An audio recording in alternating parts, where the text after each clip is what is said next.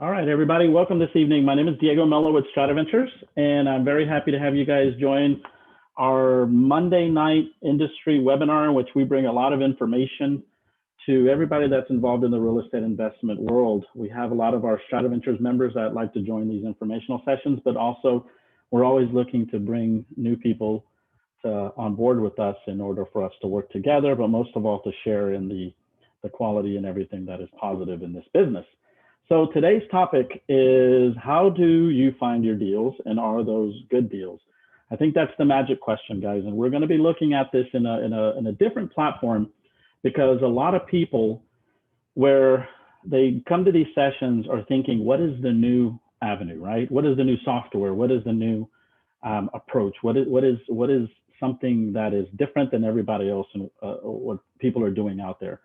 Well, you're going to see today that we've always had the answer, and it's something that we utilize, that we don't utilize, and which we should be utilizing a lot more. So today's platform is going to be starting right now with the welcome and the information, also some information about myself, and then also we'll go into the topic, and then we'll go around 7:10 into the Q&A, and feel free to ask questions, guys, because this is a session specifically made for you guys. For those of you that are participants that want to ask questions, please ask your questions in the Q&A section of your Zoom. If we do have polls, you'll see them in the polls area. And also, if you wanted to chat and get information about StratiVentures or some technical issues, check with the moderators, Orion and Enid, here in the chat. And like I always say, if I happen to bore you, feel free to go ahead and just end and leave the webinar, and hopefully we'll see you next time. And here's our QR code. Feel free to grab your phones and scan that, and that's going to tell you everything that we have about StratiVentures and how we can all work together. But most of all, this event is for you guys. So we encourage questions. That's the part of this business that I love, is that it's people working with people and everybody trying to get to the same place, which is a good, positive transaction, and most of all, have fun in their industry. So a little bit about myself. For those of you that don't know me, I was born in Colombia, in South America, and I moved to the US at the age of 4. And I live in Houston for the majority of my life. I'm married, my wife Kate, and my son Aiden, who's now this year, I think Wednesday, the last day of him being a senior in high school, graduated, moving over to, he accepted to LSU, and which we're very proud of him, and we're looking forward to a lot of success with him. And I'm very proud of my son, and I love him very, very much.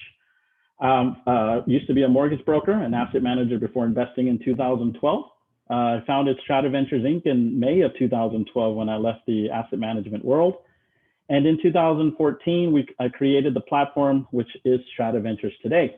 A lot of people will get to know more about what our company does as you work with us and ask questions, because we're really a company about asking questions, because we love to talk about what we do as a huge benefit to the business.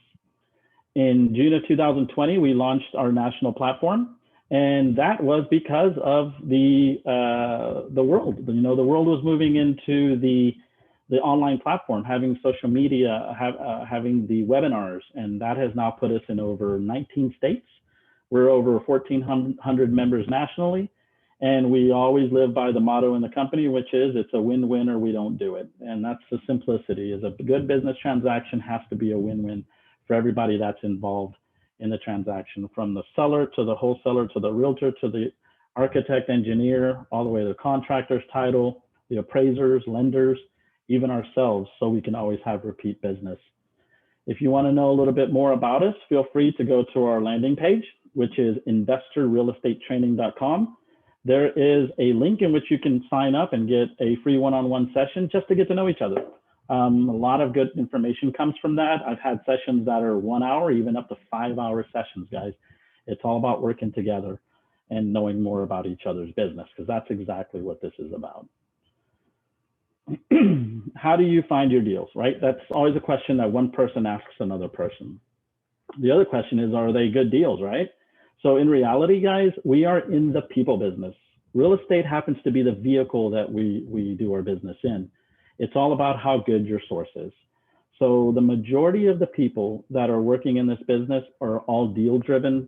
Guys, we need to move into the people business. We need to get back to the essence of why this person wants to work with us and how we can both mutually benefit from that. That is what this webinar is about. So it's not about the software, the system, or anything like that. It's getting back to the core essence of what is a business-to-business relationship.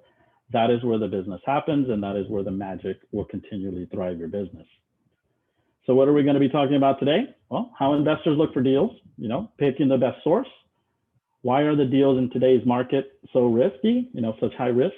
What is frustrating about 95% of the deals and good business relationship values? And stop looking for deals today and start building relationships tomorrow. Let's see what a good business transaction looks like, in which we're going to actually put our deal analyzer to work in the perspective of a wholesaler presenting a transaction to an investor, and how they both can mutually benefit from that transaction there, guys. So those of you that are joining us, feel free, if you've got questions, put them into the Q&A, and then we'll be happy to answer those in the Q&A session later on after the presentation. So let's go ahead and get started here, guys. So how investors look for deals today, right? What are the marketing avenues? We've got direct mail. The point about direct mail is that it costs money and everybody gets an exclusive list, right? That's why we buy these exclusive lists. Are they really exclusive? Yeah, right, they're not.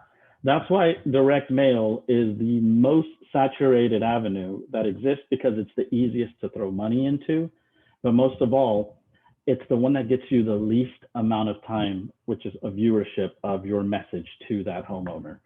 And so at that point is your campaigns, your longevity in marketing are only as solid or as strong as what your pocketbook looks like, guys. So be very skeptical if you're looking to send out thousands and thousands and thousands of dollars of marketing. Make sure that you're not depleting your whole business based off of those marketing avenues. It's not a gamble. Bandit signs. Well, the thing about bandit signs is they also cost money. Cities hate them, and people just drive on by. We always see bandit signs, and they are a very, I would say, visual. It's a good visual marketing tool, but it's more of how long can your bandit sign campaigns last. We know in some cities, bandit sign campaigns last a weekend. Some areas are going to last 2 to 3 weeks. Your point is to stand out and know that your bandit sign is going to have the most lifespan in not a saturated corner, which we see everywhere. It's to start to think a little bit outside the box. But that's what most people also do. Investing is in bandit signs. Social media saturation, right? How many posts, how many links, how many things do we get every single day that allow us to have only a minimal amount of time in which we are going to be able to have our message come across, right? And what's our message? We want to buy homes at the highest, best possible offer to the seller, in which makes it a reasonable transaction for everybody. We don't have that much time to present in social media. Driving for dollars, time, and not knowing where to start, right? Cities are huge. People are having their markets in the north, south, east, west parts of the city, especially, for example, Houston. Try to stick to a certain area and then try to dominate that area, because you are going to really burn yourself out at all levels if you guys are the ones that are prospecting all around the city.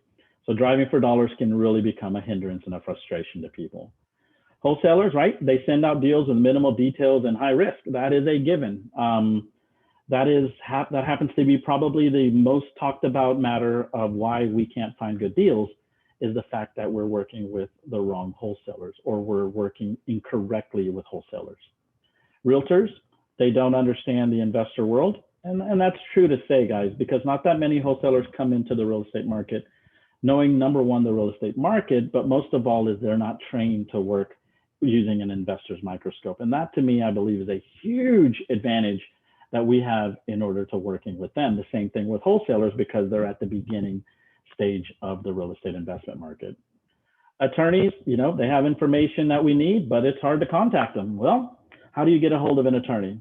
You call them, you give them advantages, and you absolutely find out how they work in order for you to make their life easy. You have to think about attorneys, their life is stressful. And so the way we can bring an advantage to them is showing them how we work and how they can work with us. And most of all, auctions, guys. Go to the auctions, get familiar with the market, get familiar with who's out there. But at the end of the day, that says it all, guys. The house always wins because auctions now, because of the supply and demand and the saturation, have now become who's the highest bidder. At the end of the day, that's an emotional approach, and you might get yourself caught up into something knowing you bought it for the wrong amount, and many other avenues that are out there that a lot of people have. So it seems there are many avenues, but many bumps, and it doesn't need to be this way, guys. So that's going to lead me into talking about picking the best source. At the beginning, when I started talking, I said, we are in the people business. So why don't we start using people correctly? So here's a couple of key points of the three main people I believe you should be working with in this business are wholesalers, realtors, and attorneys. You know, your wholesalers, if you work with them correctly, they're going to save us time and money, which is huge. They're also going to save time and make more money because that allows them to go and buy properties faster, supply more deals, and not be stuck with one deal for a period of 30 to 45 days. The wholesalers that we work with, they are literally within hours holding a transaction before it's purchased by us. And I'm going to show you guys later on in the webinar how we do that and exactly what is the best approach. Realtors, homeowners reach out to them more often than wholesalers.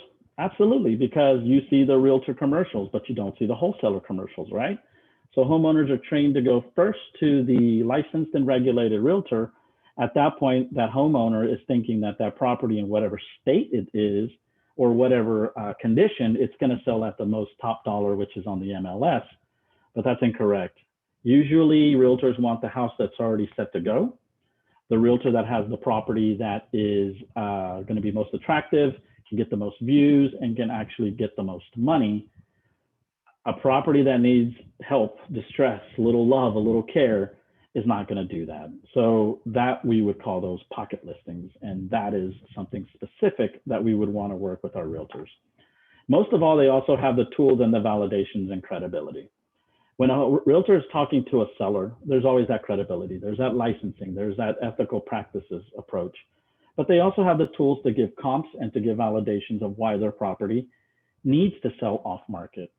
The realtor in itself can put a property on the market if they want to through the MLS, but that doesn't mean they have to. It's not a requirement to do that, guys, in their states. When you're working with realtors, it's all about writing the correct contract at the right price, and most of all, everybody saves time and money. The other important person to work with or in your industry are going to be with attorneys. You know, they deal with property-related clients such as probates and divorce. So when we go out and put marketing campaigns, we specifically target probates and divorce. I told this to all our members when we go over our marketing modules. You're going to get calls, and it's going to be somebody that says, are we divorce attorneys? And we simply have to answer, no, we're not. But at the end of the day, when that property is needing to be sold at a fair price without the least amount of cost, with protecting the purchase from a lot of cost, that's us. So we set up the buyers, the sellers, to think about us first, especially in an emotional transaction like that they want to be in and out as fast as possible. That is amazing. Divorce and probate attorneys, the same. And most people don't know about probates until they're actually involved with one. They also have negotiation experience and legal support. There are things that come with working with a real estate attorney or a probate attorney.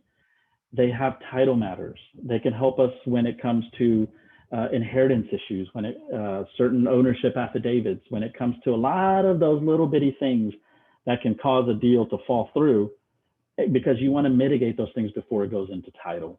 And those are the things that save time. And again, they save money. So picking your best source is literally working with people, wholesalers, realtors, and attorneys.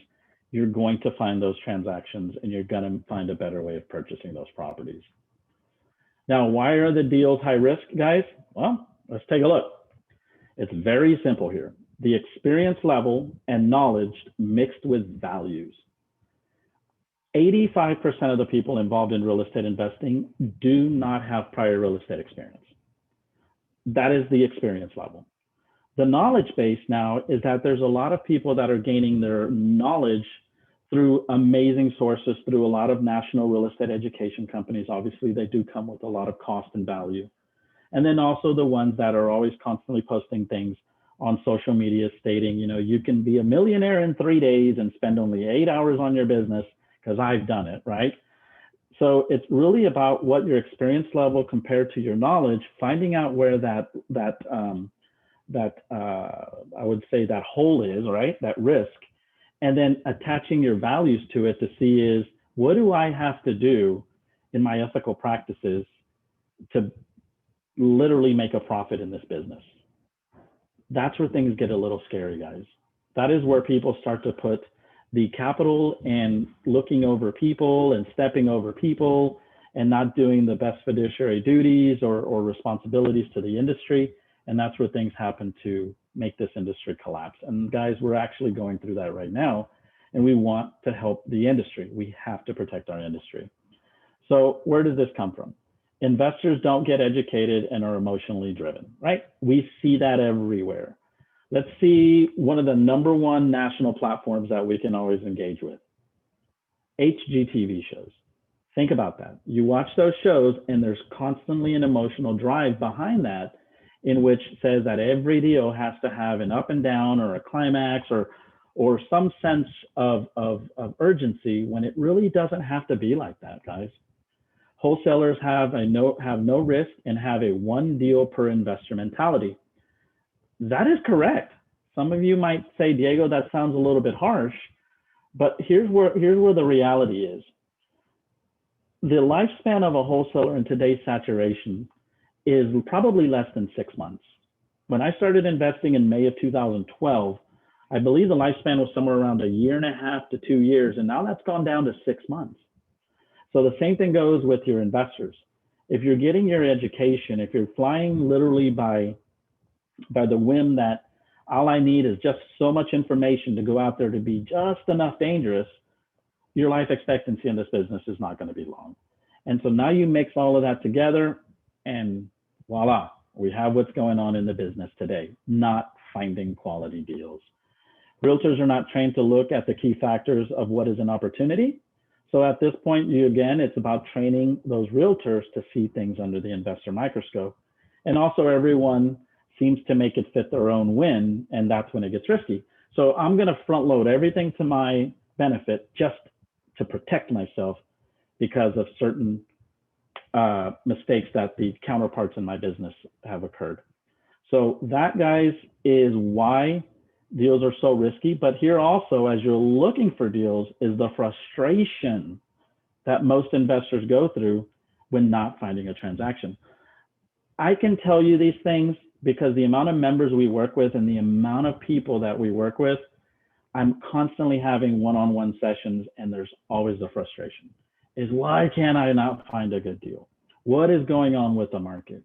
Well, you have to set yourself certain rules in which to work with, right? Because if you stay within rules, the frustration is irrelevant. It disappears, but you got to stay within those rules. So I'm going to talk to you guys right now, and everybody that is an SVI member will know these rules because these are the 3 rules we follow. And I invite you guys that are not SVI members to literally follow these rules.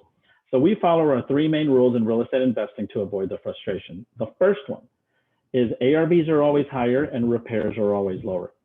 Here's where the frustration comes in. Your selling party, a realtor, a seller, or a wholesaler, always say the comparable value is higher than what it really is, right? And when we investigate, it's 235 and they said it was worth 250. There's already the deal starting to get a little risky. And then they also say the repairs are lower than what they really are. That's where you start to see is, where am I getting this data from? Where are they getting their numbers from? And did they even walk the property, guys? And so every time you apply rule number 1, which is ARVs are always higher and repairs are always lower, 99% of the time that rule is broken. And every time those rules are broken, frustration levels start to rise. The other thing is, when you start to find deals that are high risk and you start to see more deals, eventually you're going to start to feel a little desperation. What that means is you start to move that needle in something called your cost to value, which is buying a property and repairing it divided by the actual correct appraised value or comp. And you start to say, well, maybe I can go higher than what I need to. Now that comes into the lending side, right? Not everybody has gobs of money that they want to invest themselves in a transaction, so we have to leverage. And the number one provider to that leverage are hard money lenders. So this is where rule number 2 comes in. Project cost to value over 70% do not use hard money lending. That is a mathematical rule, guys. There's high rates, high points, along with short term, leave minimal wiggle room for what we call the 3 factors that can affect your profit.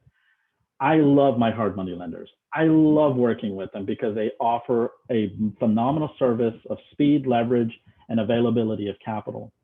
But math is math. Margins are margins. When you start exceeding levels of over 70%, that puts them in a risk situation also because they may have to take back the asset. And if they do, they're not in the business to do that, guys. Why is that? Because if you have such minimal wiggle room, let's say this is 70%, and then you decide to go up to 80%, these are 3 things that can affect your profit. 1, your market. Is it a buyer's market, seller's market? Are we listing in the wintertime, fall, summer, spring? What kind of market deductions are we going to take? You started at 100% of list. 2 months later, nothing is moving. You dropped because of the market shift, you dropped it down to 3%. You dropped it by 3%. So now you're listing at 97% of value.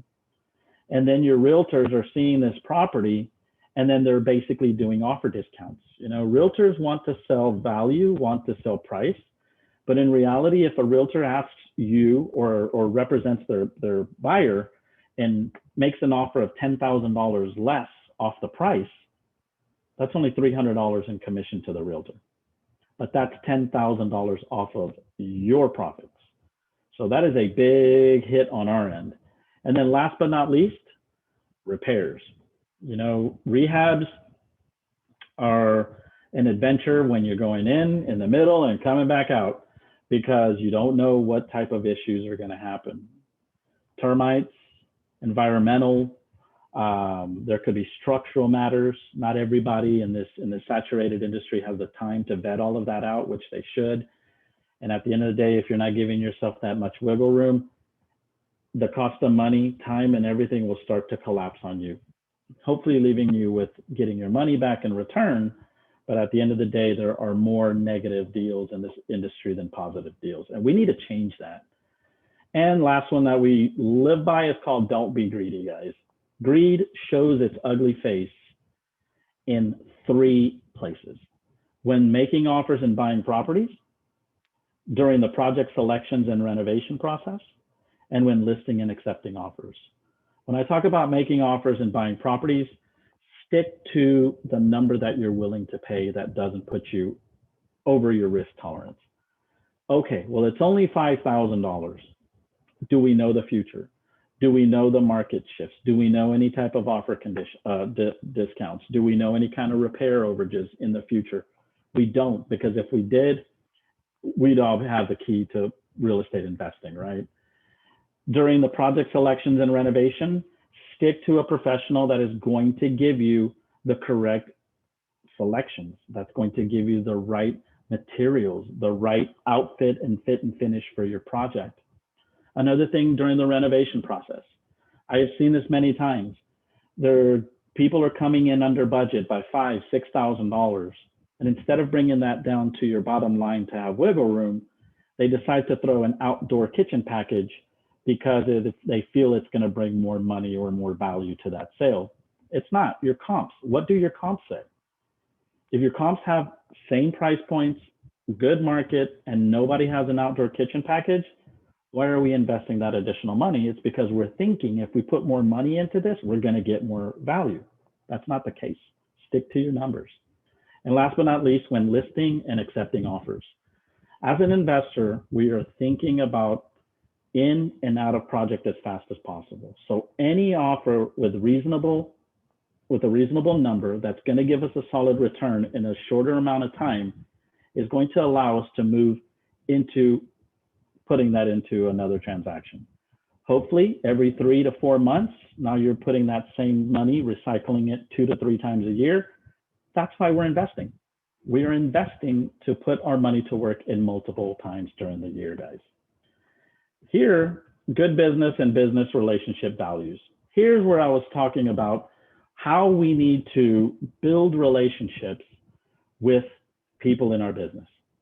Good business comes with understanding each party's values, needs, and wants, right? Most third parties do not know anything about their client base. How many realtors, how many wholesalers or attorneys know about us? What do they know about us? They don't really know anything about us because we never had a business-to-business conversation. We, most clients, don't know anything about the third-party provider. We have to get to know the people we're working with. I talk to all our members and people outside of SBI, and I ask them, how many wholesalers do you know? I know a lot of them. How many of them do you know? They don't know. It is amazing in this business with the amount of wholesalers and realtors that we have. Your average person knows less than 2 people. And when I say know them, I'm talking about know them. Know them in their business practice, relationships, and most of all, of who they are as a person. Communication lines and parameters are a must in good business relationships, guys. That's why wholesalers have a role, they have a lifespan and value in this industry. Buyers also have a role, a lifespan, and value in this industry. Here's where it becomes a little bit crazy what's going on right now, right? No one has more or less value in this business, right? Well, that's actually not true. It seems the roles have been flipped over in this business nowadays, guys. The wholesaler has taken a position where they are now at a leverage position of taking as many properties under their belt as possible. But at the end of the day, are they really providing that correctly to the investor? We have to be very careful with that, guys. The roles need to be reversed. And I'm not saying in this form or fashion that that we have to not work with wholesalers. Is we have to, but we have to all make sure we align ourselves correctly. Think about this. If the investor by far has more value, think if we started to do the process that a wholesaler does, guys. The seller will work with direct buyers, not have a middleman involved. The seller gets a higher offer and the investor buys at a lower price.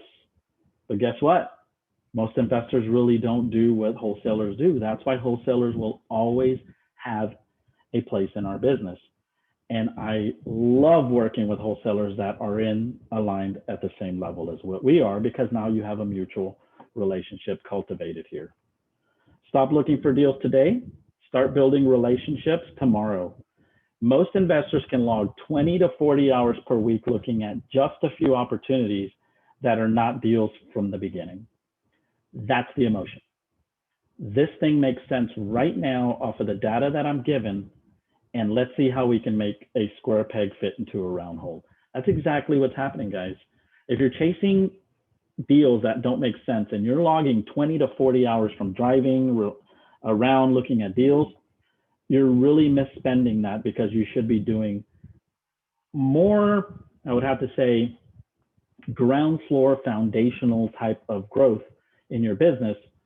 It's by developing relationships. So spend your time developing relationships with your sources, your realtors, your attorneys, your wholesalers. Set up business-to-business meetings with your realtors, wholesalers, and attorneys. Learn about their business. Learn what do they do. Show advantages and benefits of the relationship you're wanting to build. Ask for the business, guys. Ask for the business. Discuss how they can scale their business as you scale yours. You know, it's good to know each other's plan. And speak about future goals and how you plan on getting there. I love it when I talk to a new wholesaler and their goal is to start a wholesaling business. That tells me they're thinking that if we don't have sales, we don't have a business. That's not just a one-time get it over with and let's move on and see if another person comes around type of mentality. No, they're wanting to start a business. You have no idea how many wholesalers are willing to talk to you about that information. Show them the tools and processes that you have that are going to save time and money. Show them, how am I going to get here?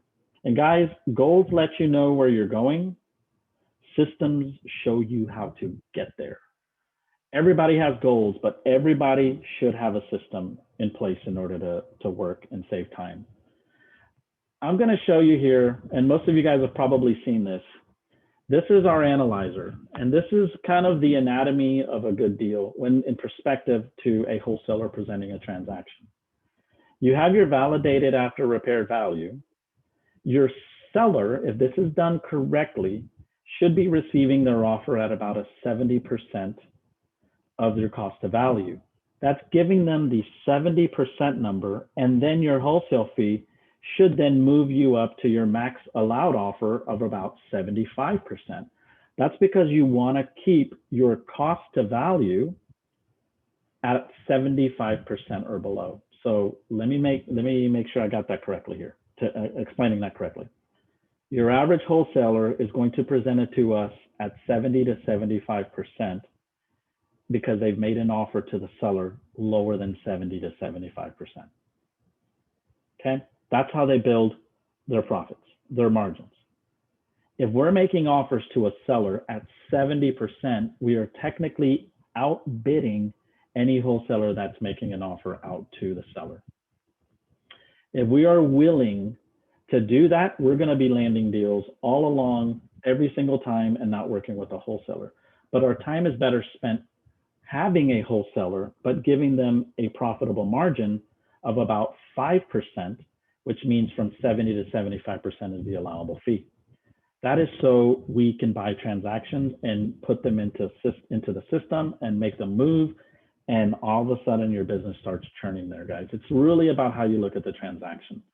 This analyzer here is something that all of our SBI members use, and that funnels into at least 4 funding mechanisms that we've got, because we have a large amount of private money lenders that lend to all of our SBI members.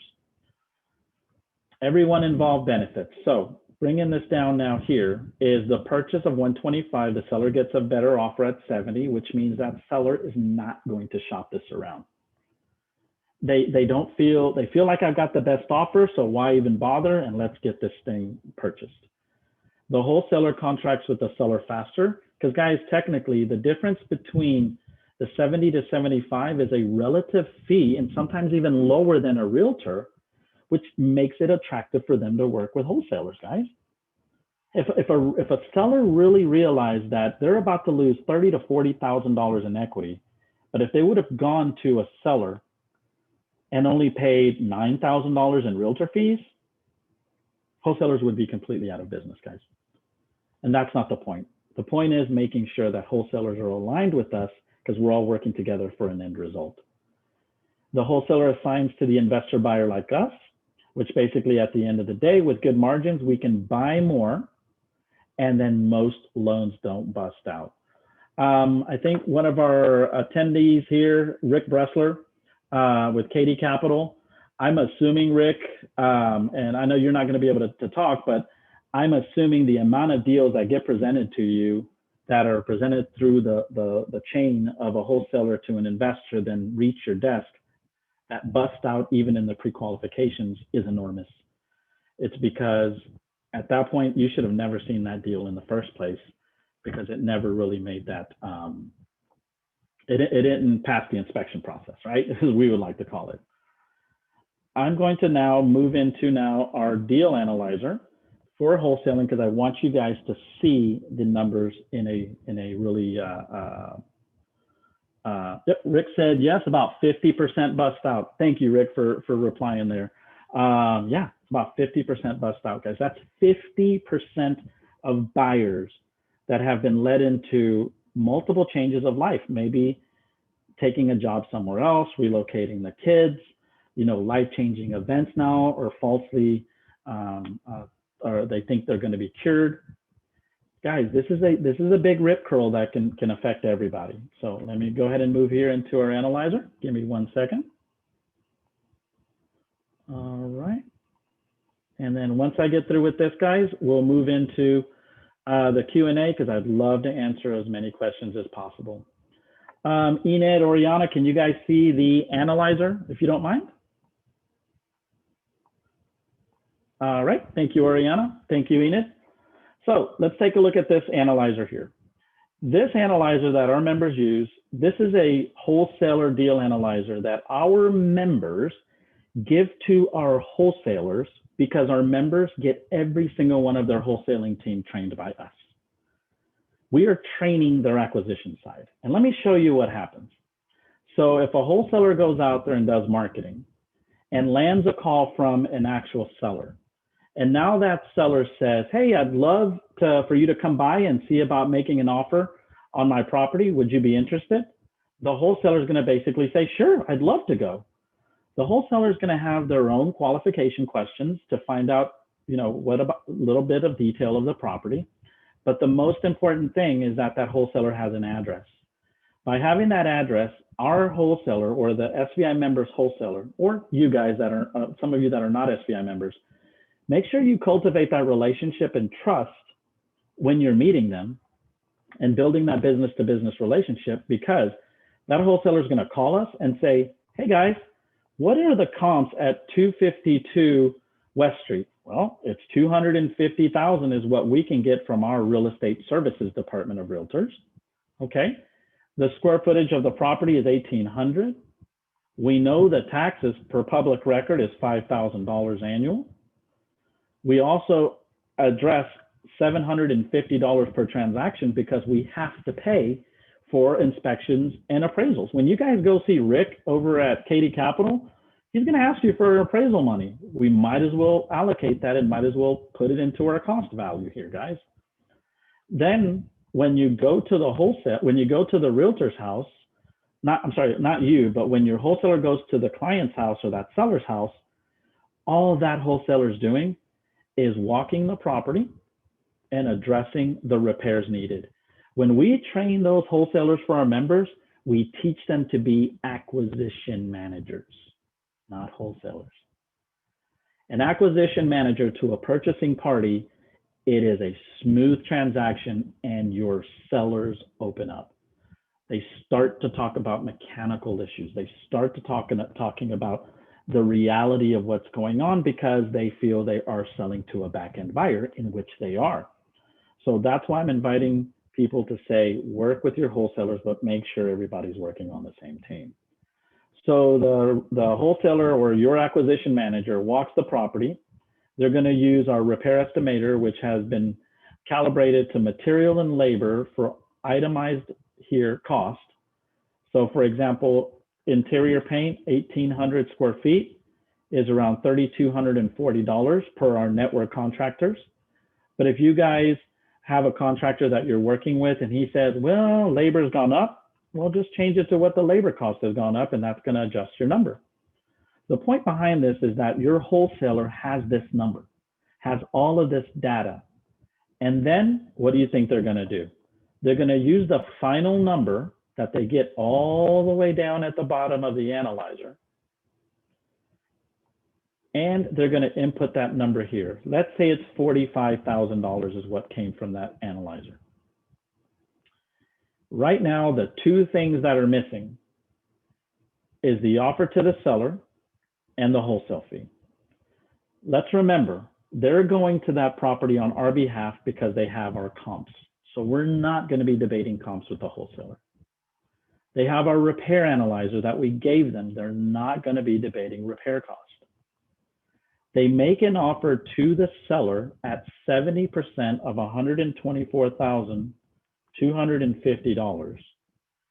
And then we won't buy more than a 75% project cost, which means the difference between 124 and 132, let me just put 9 grand in here. As long as the cost of value stays at 75% or below, there is no reason why we would not buy this property, guys, in hours. Let's think about that. Hours. They called us, we gave them comps, they visited the property, they told the seller that they're an acquisitions representative for us, and then they invite us to go to the property once we have a solid relationship. We're just going there to spot check the property, validate some repairs to make sure everything was covered. And let's say in a span of 3 hours, that wholesaler made $3,000 an hour.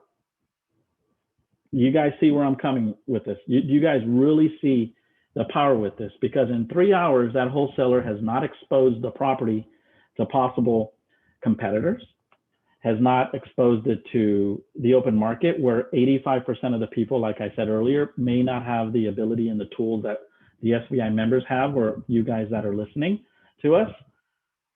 It really helps your business scale. It really gives you the value of what your business has to offer to the wholesale industry. I love it the most because the amount of wholesalers that are leaving the industry, there's a lot of good people that have a great opportunity in this business, but they just don't get the fair shot. We want to plug ourselves into those people. That's why we make it a win-win transaction. So I hope this helped. I hope this was not what you guys were expecting, you know, show us the next awesome tool to find deals. But what it told us here, guys, is that it really is giving us the ability to use what we have very, very much in quantity, which is our time.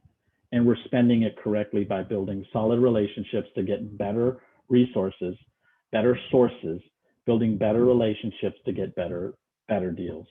So with that, I'm going to open this up to any questions. Let me see here if we've got some questions.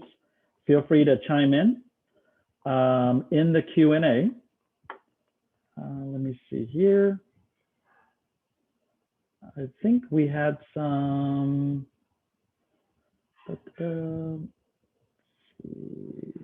Oh, there we go. We got a Q&A question here. Are Craigslist and other social media outlets like Facebook really good sources for opportunities?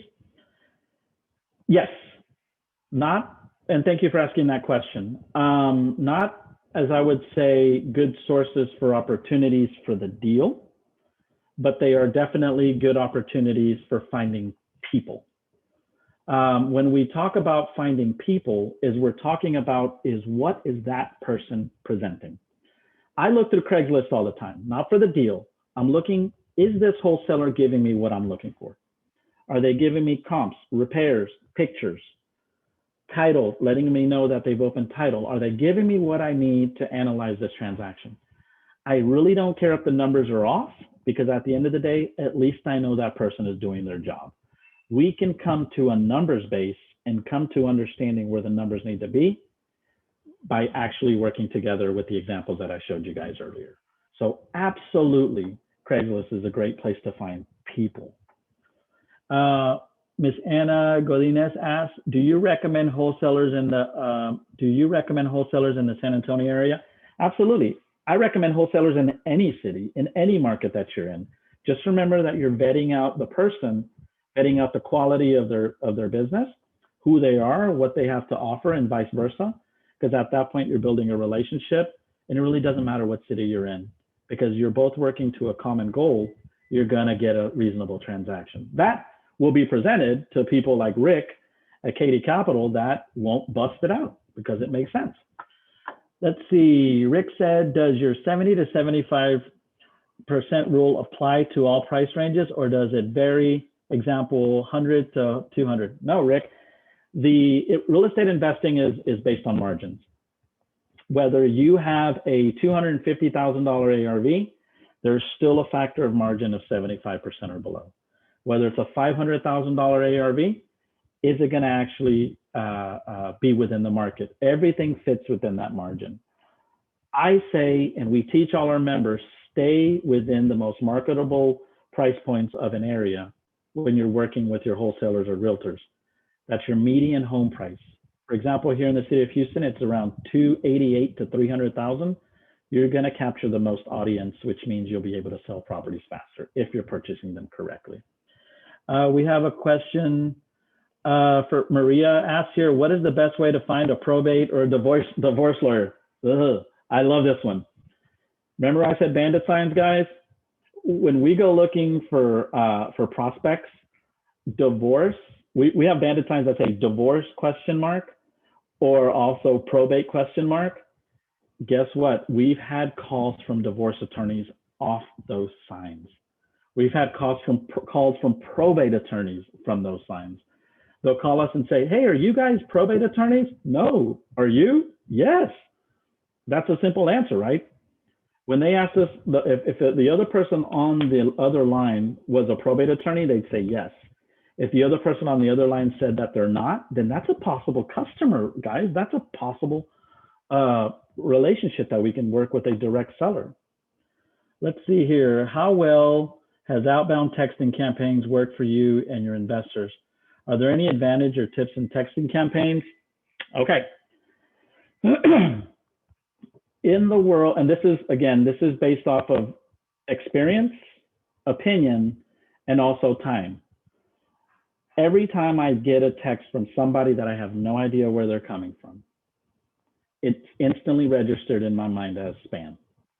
If that is my first initial response, I'm not going to proceed any further than that. So you're going to have more fallout than actual direct business.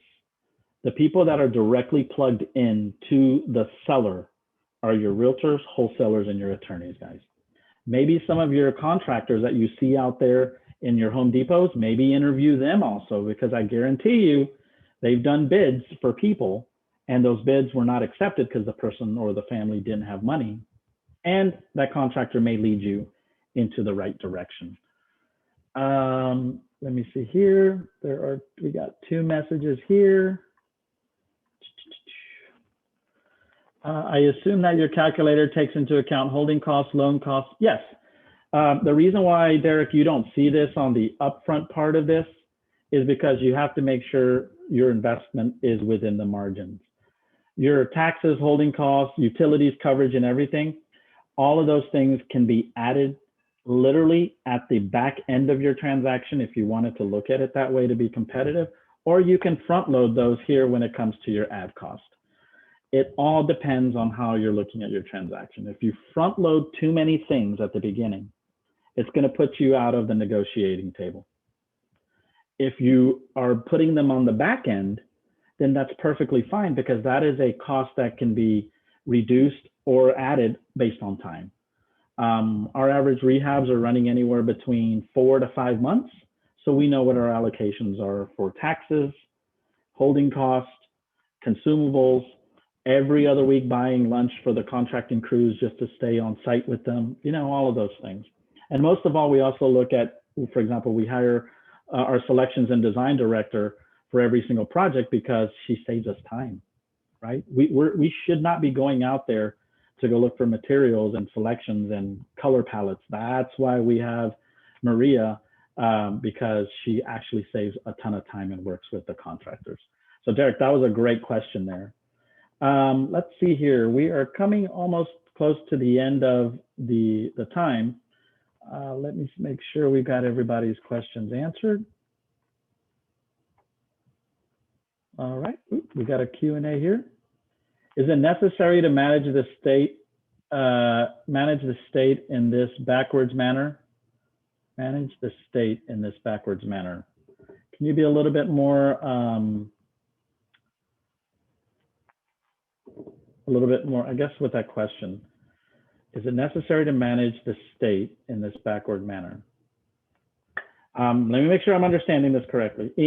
Enid, can you hear me, or Oriana, am I still coming through? I'm getting some kind of feedback on my earpiece here. Thank you. If you back into things, I think that's what you're talking about, you'll always know what's the most you can pay for the property. So back into it, ARV minus repairs, right? Times 70% minus repairs gives you your number. So I hope that's what you were saying, and I apologize if I didn't get that correctly there. I do want to also share with you guys some more information about StratiVentures. So give me 1 second here. Let me go ahead and share this. If you guys want to know more about us, obviously remember that there's that QR code that you can scan at the bottom of everything.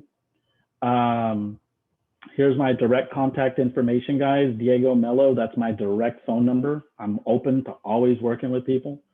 If you want to send us some requests for information, info@strativentures.com. And if you want to go ahead and contact directly to Oriana or to Enid and get more information, that's our 1-800 number of 800-504-2909. And also click for member services. And also make sure you guys, if you want a copy of this, and thanks for attending, click, subscribe, scan right here. You're going to be able to see everything about SVI. Investor Real Estate Training has all the information and videos about the company if you want to know more. But I have to tell you this, here in the near future, there's going to be an amazing webinar that we're putting on that's going to be a recorded live webinar. And it's going to have some amazing incentives for those of you guys that want to begin to work with us and become members. So with that there, hold on a second. I think I got 2 more questions. I want to make sure we answer all the questions. Ms. Anna said, do you recommend a specific wholesaler in San Antonio? There are, but every wholesaler is going to bring a different value. Simply, if I could tell you, Anna, just go into social media, type in San Antonio Real Estate Investor Group. And what you want to do at that point is ask that you're looking for wholesalers. They will contact you, give you some kind of contact information, and then sit down and have a true business-to-business conversation with them. You can subscribe here, and you can watch this webinar again and recap kind of what we talked about for the good business practices and values. In some of the wholesalers you deal with works the company, in some of the wholesalers you deal with works the companies like Net Worth and New Western. Are they trained by them? How is it possible to train them to work with me? Okay. Let's not talk about the other wholesaling companies. My reservation's there. But how do you train them? If you want to work with them, teach them your strategies. Teach them the value of letting them know how you work and how you guys are all going to fall into place. People to people business. That's exactly what it is. For those of you that are SVI members, remember, we train those guys for you. We can train as many of them as you want because we're constantly holding the wholesaler training and acquisition manager trainings for our members. All you have to do is send your requests over to info@StratiVentures.com or call the 800 member services line and get them enrolled, and we'll be happy to do that. So with that, let me make sure we don't have any more questions. Herman, thank you for asking that question. Thank you, Crystal, big congrats on your son's graduation. Yes, thank you, I really appreciate that. Looking forward over here to be empty nesters. Just kidding. But I'm just messing with them. But definitely we're very proud of that. And I always like to tell people the reason why we got into this business is to have leave a legacy, but the other reason why we do this is family comes first. So I want to thank everybody that's joined us this evening. Remember that every other Monday, we have our webinar sessions. If you go to investorrealestatetraining.com, you're going to be able to see the next webinars on social media or on the landing page. And feel free to register for some free one-on-ones so we can get to know you guys. So with that, if nobody else has questions, I want to thank you all so much for your time this evening, and we will catch you guys in 2 weeks.